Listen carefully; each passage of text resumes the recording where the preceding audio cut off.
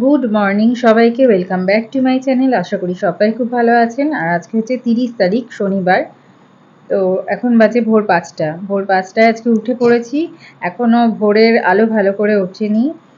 তো আজকে এত তাড়াতাড়ি ওঠার কারণ হচ্ছে আজকে যাব একটু বাড়ি, তার জন্যেই এখন রেডি হব। রেডি হয়ে আমরা বেরিয়ে পড়বো। কালকে রাতেই সব ব্যাগ ট্যাগগুলো গুছিয়ে রেখেছিলাম, সকালবেলা তো হবে না, তার জন্যই রাত্রিবেলা সব গুছিয়ে রেখেছি। এখন রেডি হয়ে নিচ্ছি।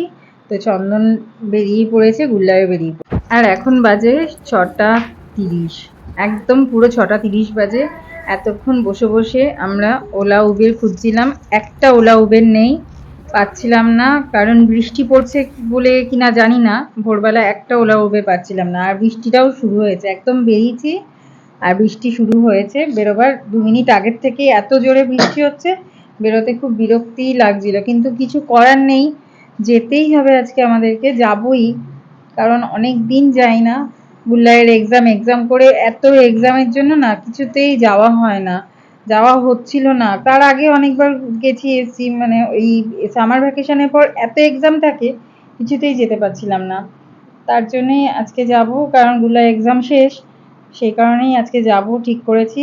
তাই আর 2 দিন ছুটিও আছে, সেই জন্যই যাচ্ছি।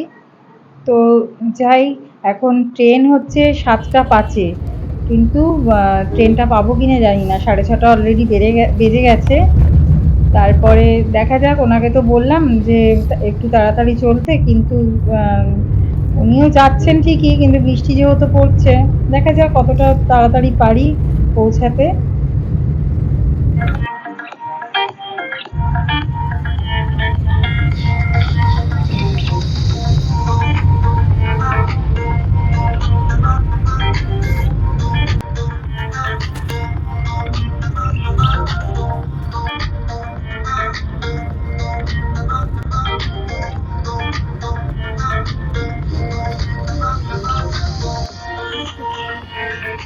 ঘুরবে তো।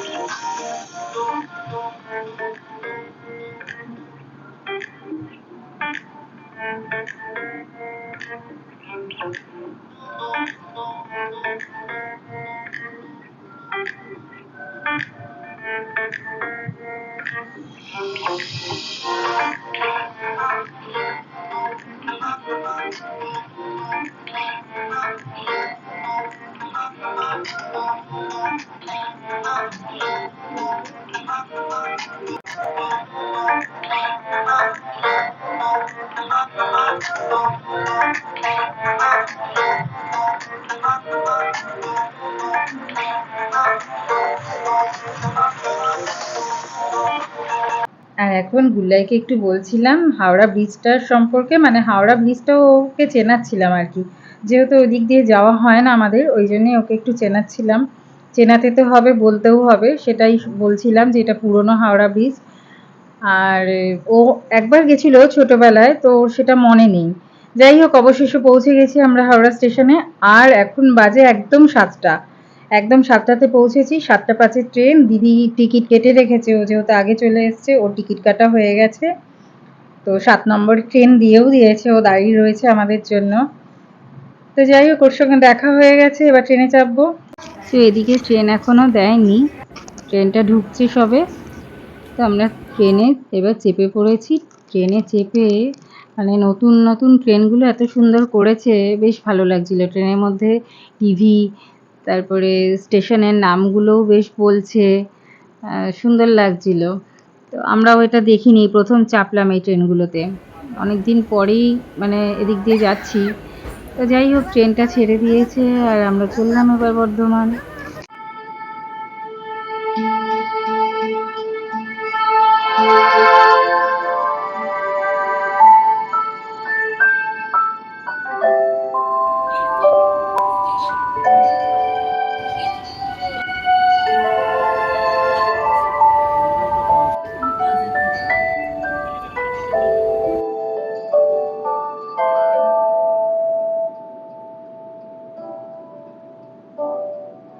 বাড়ি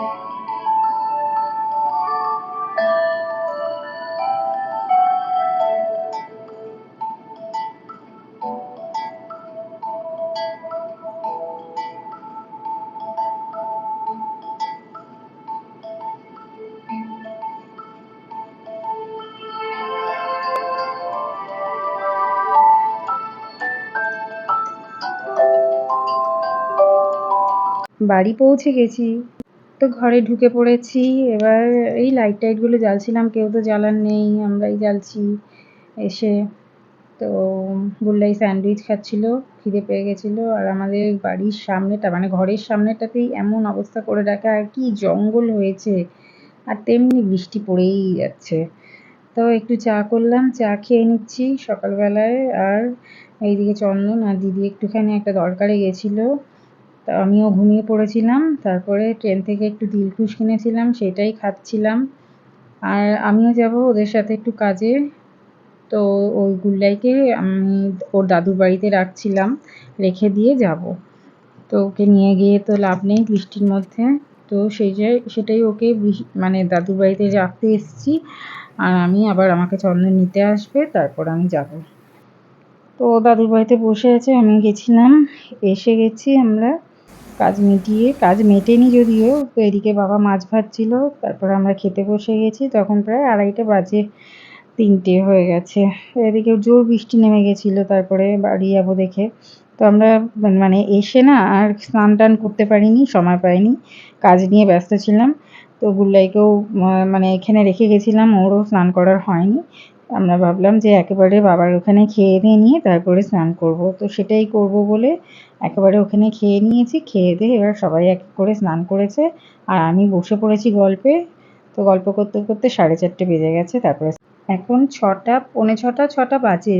কীরকম অন্ধকার বাইরেটা, আর তার মধ্যে আমাদের লাইটগুলো একটাও কাজ করছে না দেখছি, মানে ভালোভাবে জ্বলছে না, কি হয়েছে কি জানি। তো এদিকে চন্দন গেছিলো টিনের চপ আনতে, বৃষ্টি পড়ছিল, চপ খাবে। আর এদিকে এই যে শকুন্তলাদি, এটা আমাদের শকুন্তলাদি, মানে আর ওর নাতনি, যাকে ছাড়া আমরা একদমই চলতে পারি না এখানে এলে। আর মানে ও সবটাও, আমরা কেন, আমার বাবা মাও তাই ছিল আসলে। বহু বছর ধরে ও আমাদের সাথে আছে, বহু বছর ধরে।